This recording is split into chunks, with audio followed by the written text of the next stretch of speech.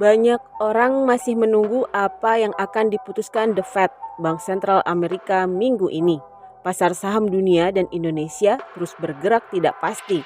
Jadi apa yang tengah bergejolak di pasar global sekarang ini? Lalu strategi apa sebenarnya yang bisa dilakukan kita sebagai investor? Berikut analisis kondisi pasar terbaru dari Erik Susanto, Head of Multi Asset Eastspring Investment Indonesia. Kami selalu bekerja sama dengan Eastspring Singapura ya, terutama untuk pandangan kami terhadap pasar global. Saat ini kami cenderung netral pada pasar global. Kenapa? Karena kami menilai masih terlalu dini untuk Amerika Serikat dikatakan resesi.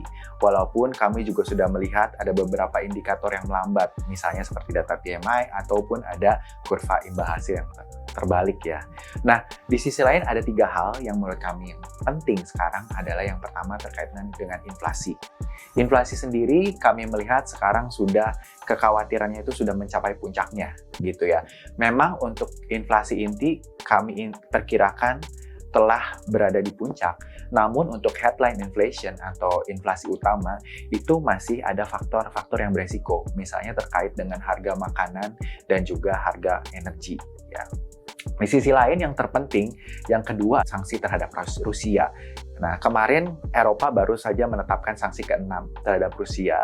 Memang sanksi ini masih menjadi ketidakpastian di pasar yang akan berujung juga pada volatilitas harga pangan dan juga inflasi dunia. Ya. Di sisi lain yang ketiga, kami juga melihat China ini masih menjadi X factor ya. Gitu bagaimana China bergelut dengan COVID dan dampak pelemahan ekonomi China terhadap keseluruhan ekonomi dunia dan salah satunya Indonesia.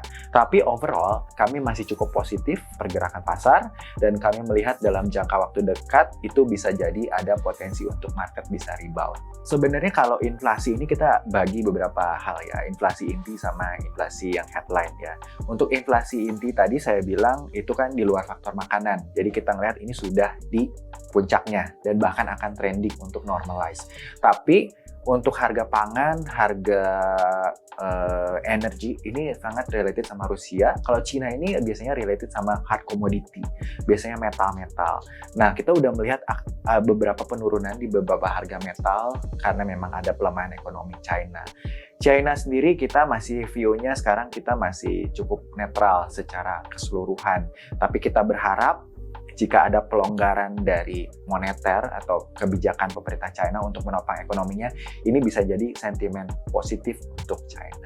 Indonesia sendiri saya masih percaya bahwa Indonesia adalah salah satu negara yang diuntungkan gitu ya dengan adanya kenaikan harga komoditas. Indonesia adalah salah satu negara pengekspor untuk batu bara dan minyak kelapa sawit terbesar di dunia ya. Kita tahu bahwa harga batu bara sendiri sudah meningkat 170% sejak awal tahun.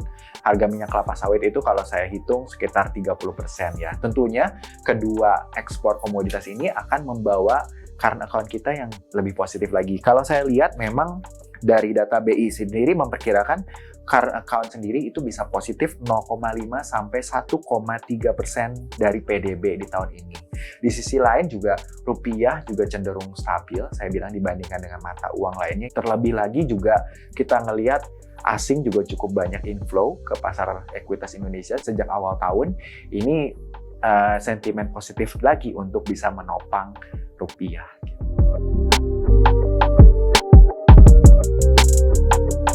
Di sini saya mengolah aset alokasi dari nasabah gitu. Di sini juga kita menggunakan sistem yang interaktif di mana kita juga leverage teknologi untuk menentukan aset alokasi mana sih yang baik dari segi fundamental, valuation, sentimen dan lain-lain ya. Nah, untuk saat ini untuk Indonesia sendiri, kami masih menyukai aset saham. Karena kalau dibilang saham ini akan diuntungkan di periode ekonomi yang membaik. Di sisi lain, kalau pendapatan tetap itu sangat tergantung pada kenaikan suku bunga. Kenaikan suku bunga The Fed, kenaikan suku bunga ECB yang mungkin akan dilakukan di bulan Juli, dan bahkan BI juga sendiri bilang akan menaikkan suku bunga. Kalau tekanan inflasi ini berlanjut, ini akan menekan aset kelas pendapatan tetap gitu. Untuk saham sendiri sebenarnya kalau saya cenderung pilih-pilih ya, nggak semua saham artinya bagus. Kita pilih sektor mana yang diuntungkan dengan kondisi ini gitu. Salah satunya mungkin adalah sektor energi Tapi again, kita juga harus melihat sustainabilitas harga energi ini ke depannya. Di sisi lain, kita juga masih suka sektor perbankan, karena perbankan adalah motor untuk perekonomian Indonesia. NPL dari sektor pertambangan mungkin akan sedikit membaik ya di periode ini, dan ini menguntungkan sektor perbankan.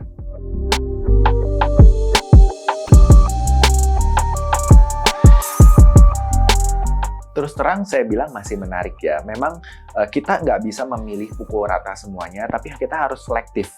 Mana perusahaan-perusahaan yang memang menarik, bukan hanya dari segi labanya ya kalau saya bilang. Pertama kita harus juga melihat dari segi gizinya, governance-nya perusahaan itu, karena komoditas itu is very tricky ya kalau menurut saya.